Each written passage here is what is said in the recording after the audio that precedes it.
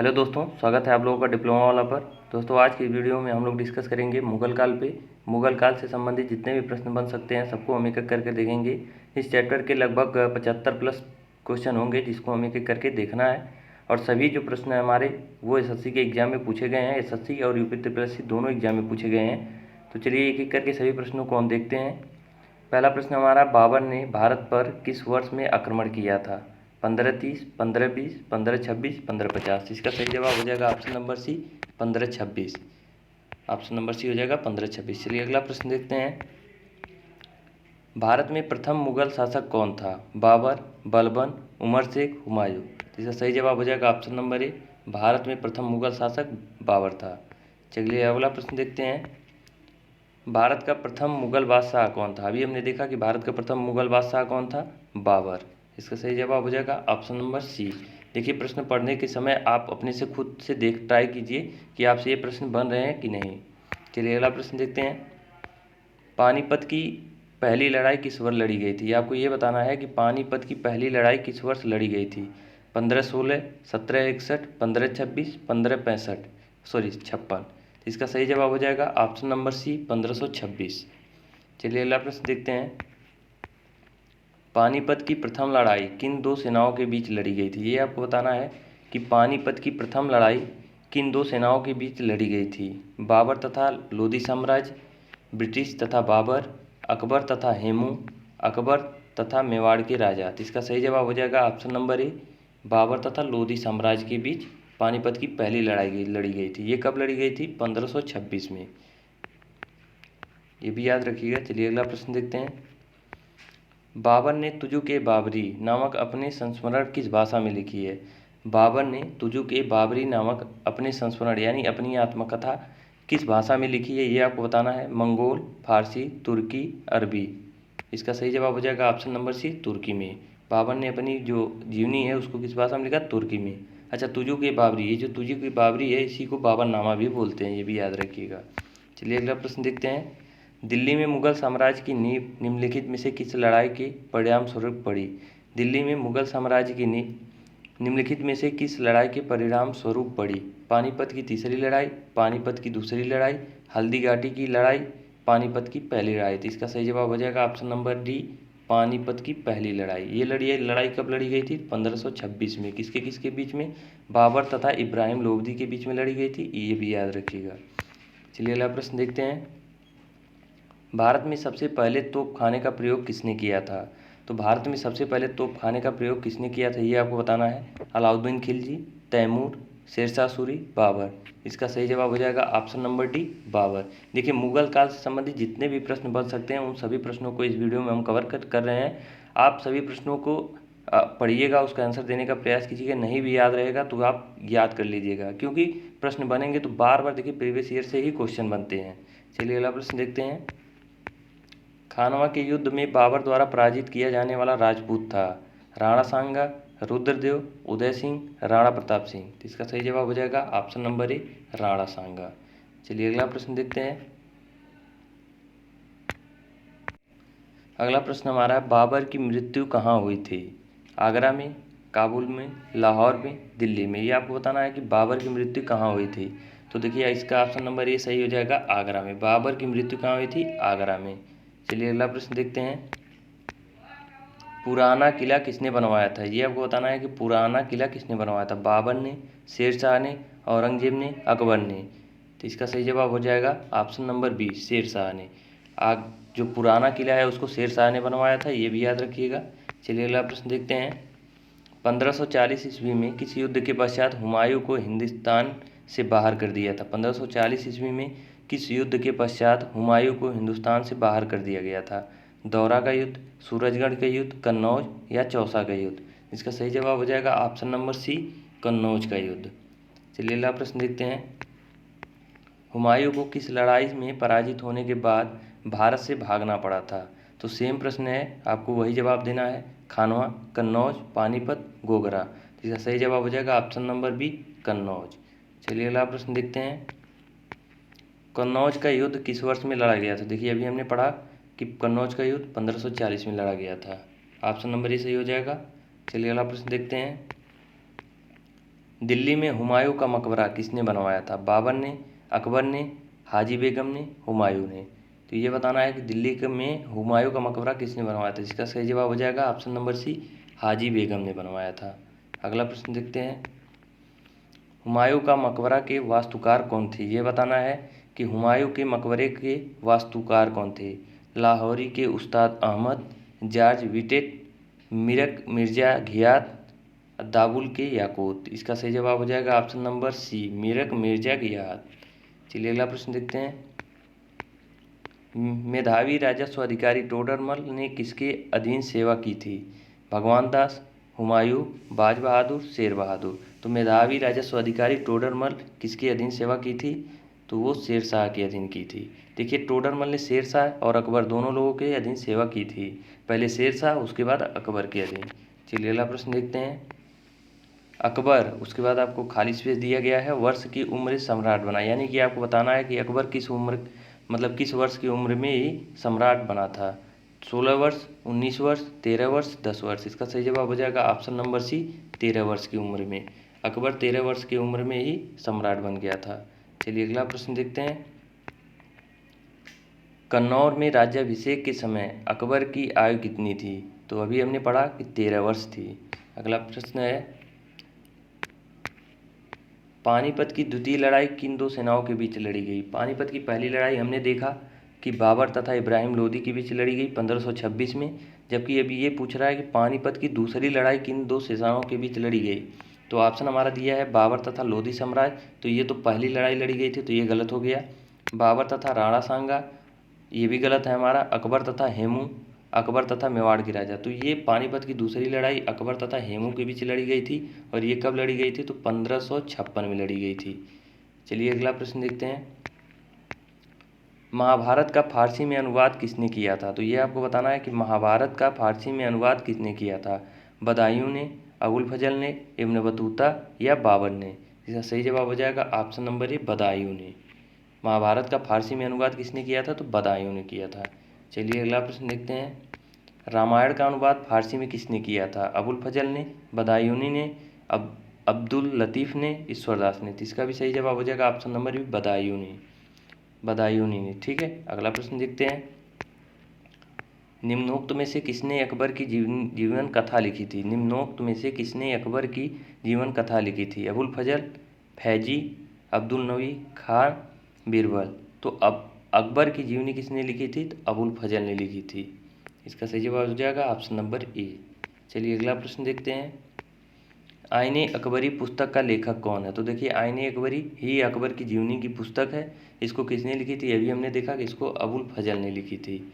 चलिए अगला प्रश्न देखते हैं, अकबरनामा किसने लिखा था? देखिए अब आईने अकबरी और अकबरनामा दोनों एक ही पुस्तक का नाम है।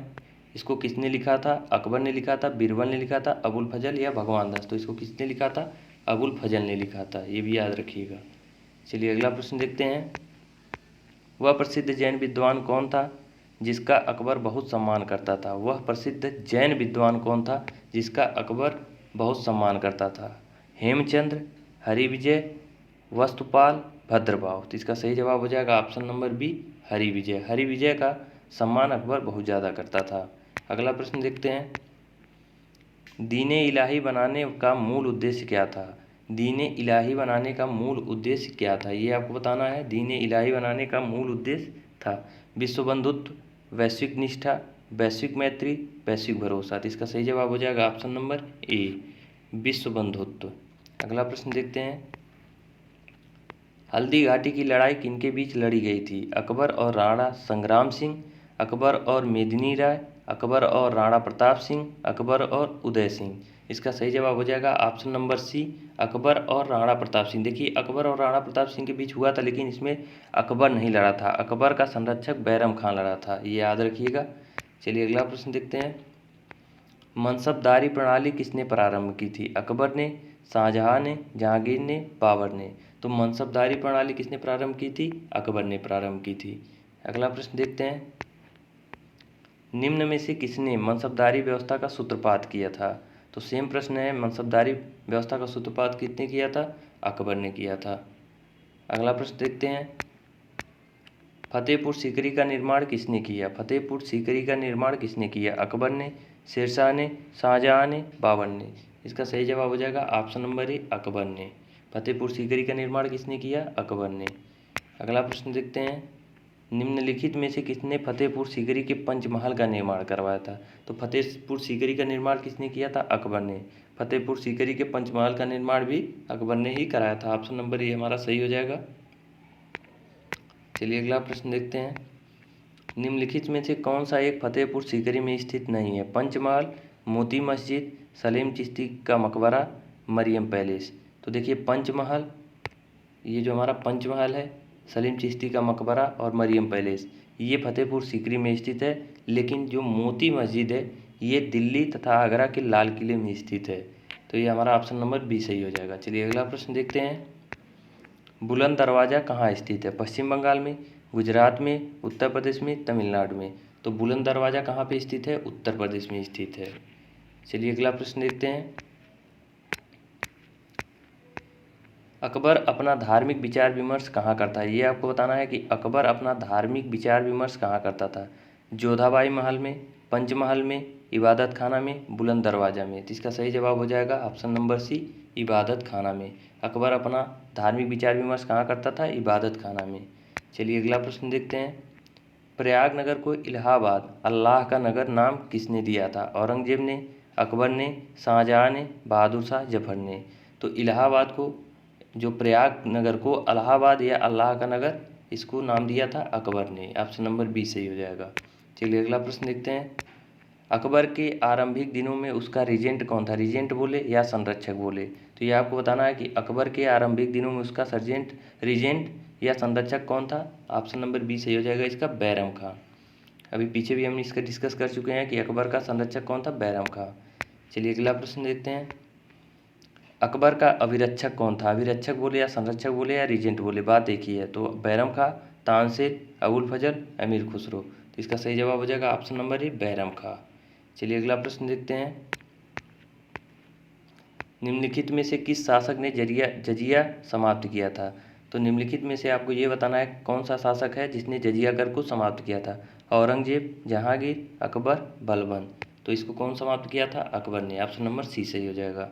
अगला प्रश्न देखते हैं, जब्ती प्रणाली के अंतर्गत वास्तविक उत्पादन का कितना अंश राज्य की मांग के रूप में निर्धारित किया गया था? आपको ये बताना है कि जब्ती प्रणाली के अंतर्गत वास्तविक उत्पादन का कितना अंश राज्य की मांग के रूप में निर्धारित किया गया था? 1/4, 1/3, आधा, पाँचवा भाग? इसका सही जवाब है option number B, 1/3। Option number B इसका सही हो जाएगा, 1/3। चलिए अगला प्रश्न देखते हैं, अकबर का प्रसिद्ध राजस्व मंत्री कौन था? तानसेन, हुमायूं, राणा प्रताप सिंह, टोडरमल? तो अकबर का प्रसिद्ध राजस्व मंत्री कौन था? टोडरमल। चलिए अगला प्रश्न देखते हैं, टोडरमल किस मुगल शासक के प्रसिद्ध राजस्व मंत्री? सेम प्रश्न है, शाहजहां, बहादुर शाह जफर, औरंगजेब या अकबर? तो ये अकबर के प्रसिद्ध राजस्व मंत्री थे। अगला प्रश्न देखते हैं, अकबर के दरबार में सबसे प्रसिद्ध संगीतकार तानसेन का मूल नाम क्या था? ये आपको बताना है कि अकबर के दरबार में सबसे प्रसिद्ध जो संगीतकार तानसेन थे, इनका मूल नाम क्या था? लाल कुलवंत, बंदा बहादुर, रामतनु पांडे, मार्कंडे पांडे? तो इसका सही जवाब हो जाएगा option number C, Ramtanu Pandey. Tansen का मूल नाम क्या था? रामतनु पांडे। अगला प्रश्न देखते हैं, दीन ए इलाही एक नया धर्म निम्नलिखित में से किसके द्वारा शुरू किया गया था? दीन ए इलाही नामक नया धर्म किसके द्वारा शुरू किया गया था? हुमायूं, जहांगीर, अकबर, शाहजहां? तो दीन ए इलाही एक नया धर्म अकबर के द्वारा शुरू किया गया था। ऑप्शन नंबर सी सही हो जाएगा। चलिए अगला प्रश्न देखते हैं, निम्नलिखित में से कौन दीन ए इलाही का सदस्य बना? राजा बीरबल, राजा मान सिंह, राजा टोडरमल, तानसेन? तो इसका सही जवाब हो जाएगा ऑप्शन नंबर ए, राजा बीरबल। दीन ए इलाही का सदस्य कौन बना था? राजा बीरबल। अगला प्रश्न देखते हैं, अकबर के एकमात्र किस दरबारी ने दीन ए इलाही को स्वीकार किया था? टोडरमल, बीरबल, तानसेन, मानसिंह? सेम अगला पीछे हमने ये जो प्रश्न पढ़ा वही है। तो इसका सही जवाब हो जाएगा ऑप्शन नंबर बी, बीरबल।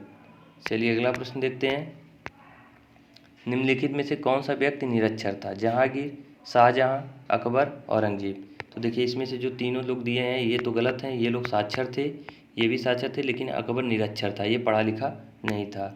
अगला प्रश्न देखते हैं, निम्नलिखित में से सही जोड़ा कौन सा है? आपको सही जोड़ा पहचानना है। आसफ खां अकबर, आदम खां अकबर, शाइस्ता खां अकबर, बैरम खां अकबर। इसका सही जवाब हो जाएगा ऑप्शन नंबर सी, बैरम खां अकबर। देखिए बैरम खां अकबर का संरक्षक था, बाकी ये लोग अकबर के समकाल से संबंधित नहीं हैं। चलिए अगला प्रश्न देखते हैं। निम्नलिखित में से किस मुगल सम्राट को हिंदी गीतों की रचना का श्रेय प्राप्त होता है? निम्नलिखित में से किस मुगल सम्राट को हिंदी गीतों का रचना का श्रेय प्राप्त है? बाबर, अकबर, जहांगीर, शाहजहां। तो ये अकबर को प्राप्त है, ऑप्शन नंबर बी सही हो जाएगा। चलिए अगला प्रश्न देखते हैं। जब ईस्ट इंडिया कंपनी का गठन हुआ था उस समय भारत का मुगल बादशाह कौन था? अकबर, जहांगीर, हुमायूं, औरंगजेब। ये आपको बताना है कि जब ईस्ट इंडिया कंपनी का गठन हुआ था उस समय भारत का मुगल बादशाह कौन था? तो उस समय भारत का मुगल बादशाह कौन था? अकबर। ईस्ट इंडिया के गठन के समय भारत का मुगल बादशाह अकबर था। अगला प्रश्न देखते हैं। निम्न में से कौन सा अकबर द्वारा अपनाया गया सुधार उपाय नहीं है? दाग, मनसबदारी प्रणाली, इक्ता प्रणाली, जब्ती। तो ये जो तीनों हैं, दाग, मनसबदारी, जब्ती, ये अकबर द्वारा अपनाया गया था, जबकि इक्ता प्रणाली जो है ये सल्तनत काल के इल्तुतमिश द्वारा सुधार का उपाय जो है अपनाया गया था। अगला प्रश्न देखते हैं। किसके शासनकाल में तुलसीदास ने रामचरितमानस लिखी? बाबर, अकबर, औरंगजेब, जहांगीर। तो ये आपको बताना है कि तुलसीदास ने रामचरितमानस की जो रचना की थी वो किसके शासनकाल में की थी? तो इसका सही जवाब हो जाएगा अकबर। चलिए अगला प्रश्न है। तुलसीदास ने रामचरितमानस किसके शासनकाल में लिखी? सेम प्रश्न है, अकबर इसका सही जवाब हो जाएगा। अगला प्रश्न देखते हैं। जहांगीर का अर्थ क्या है? राष्ट्र का अधिपति, महाधिपति, विश्व विजेता, शतयुद्धों का नायक। तो इसका सही जवाब हो जाएगा ऑप्शन नंबर सी, विश्व विजेता। जहांगीर का शाब्दिक अर्थ होता है विश्व विजेता। चलिए अगला प्रश्न देखते हैं। नूरजहां किस मुगल शासक की पत्नी थी? नूरजहां किस मुगल शासक की पत्नी थी? बाबर, अकबर, शाहजहां, जहांगीर। तो ये ऑप्शन नंबर डी सही हो जाएगा, जहांगीर। नूरजहां जहांगीर की पत्नी थी।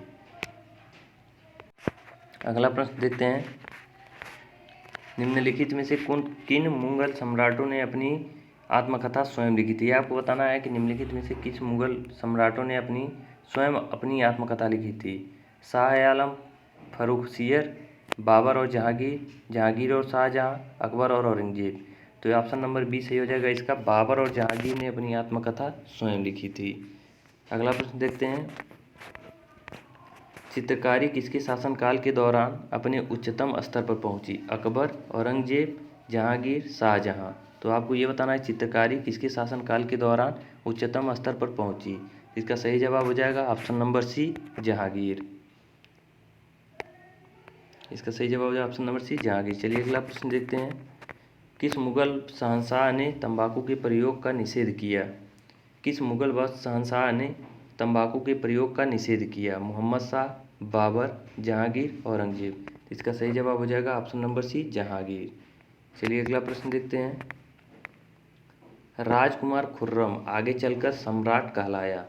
तो इसको आपको बताना है कि कौन सा राजकुमार खुर्रम आगे चल करके जो है मतलब राजकुमार खुर्रम आगे चल करके सम्राट किस मतलब इसका नाम आगे चल के क्या रखा गया? शाहजहां, जहांगीर, बाबर, अकबर।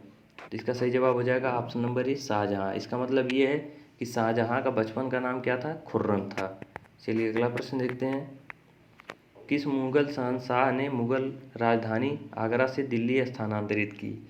किस मुगल शहंशाह ने मुगल राजधानी आगरा से दिल्ली स्थानांतरित की? जहांगीर, औरंगजेब, शाहजहां, बहादुर शाह। इसका सही जवाब हो जाएगा ऑप्शन नंबर सी, शाहजहां ने। चलिए अगला प्रश्न देखते हैं।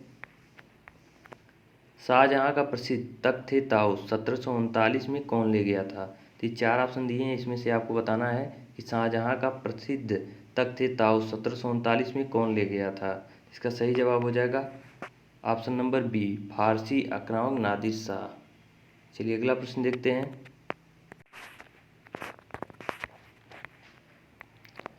विश्व प्रसिद्ध तख्त ए ताउस निम्नलिखित में से किस मुगल भवन में रखा गया था? विश्व प्रसिद्ध तख्त ए ताउस निम्नलिखित में से किस मुगल भवन में रखा गया था?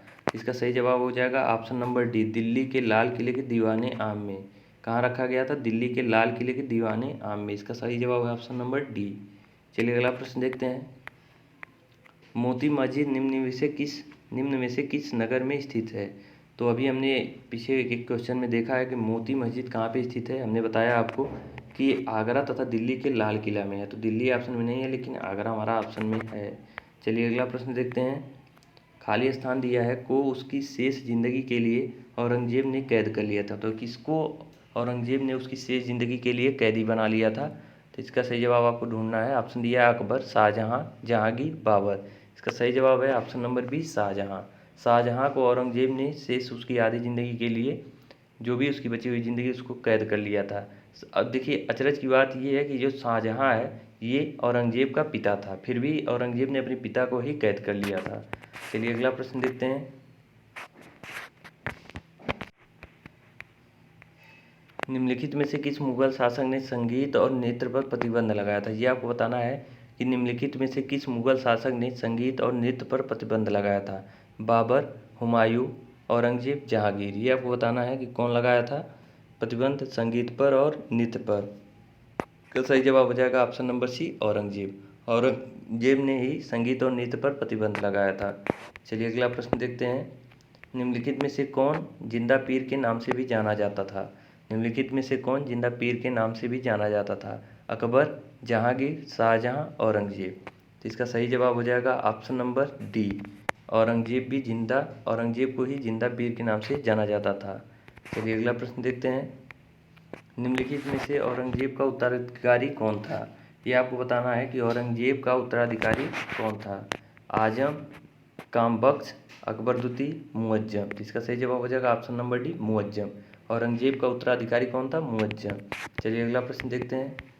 मुगल शासकों की दरबारी या अदालती भाषा थी, यानी मुगल शासकों की जो दरबारी भाषा थी, ये आपको बताना है।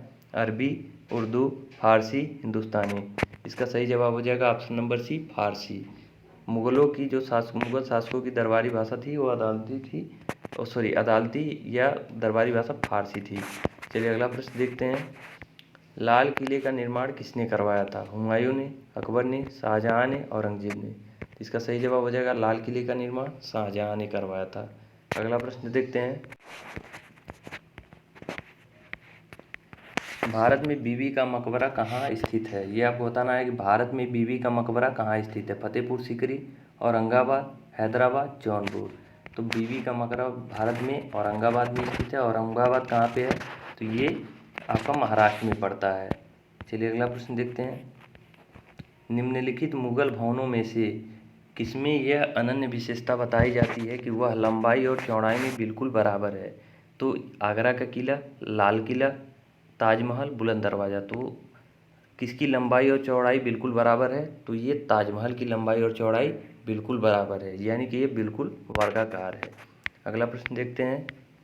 ताजमहल किसके द्वारा बनवाया गया था? जहांगीर, शाहजहां, शेरशाह, नादिर शाह। इसका सही जवाब हो जाए option number B, Taj Mahal Shahjahan द्वारा बनवाया गया था। अगला प्रश्न देखते हैं।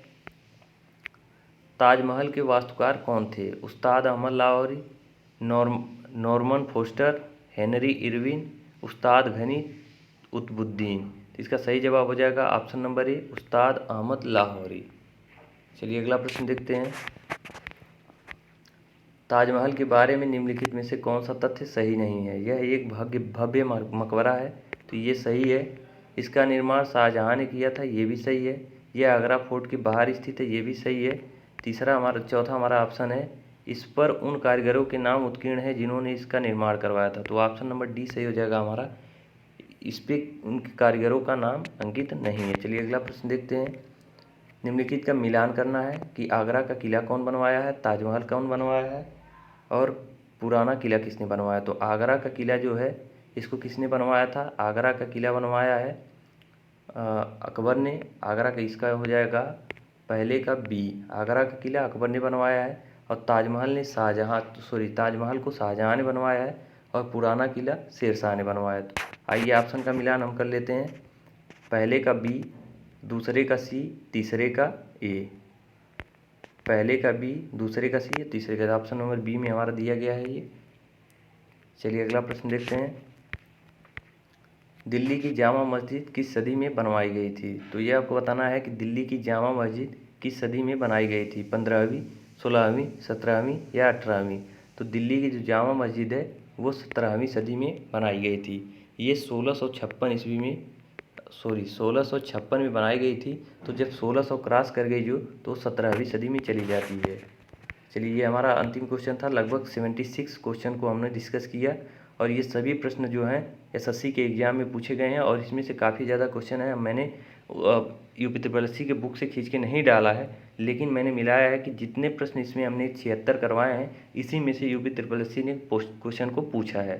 तो अगर ये वीडियो आपको हेल्पफुल लगे तो वीडियो को लाइक करिएगा और हमें कमेंट करके ज़रूर बताइएगा। और अगर आप हमारे चैनल पर पहली बार आए हैं तो चैनल को सब्सक्राइब कीजिएगा। धन्यवाद।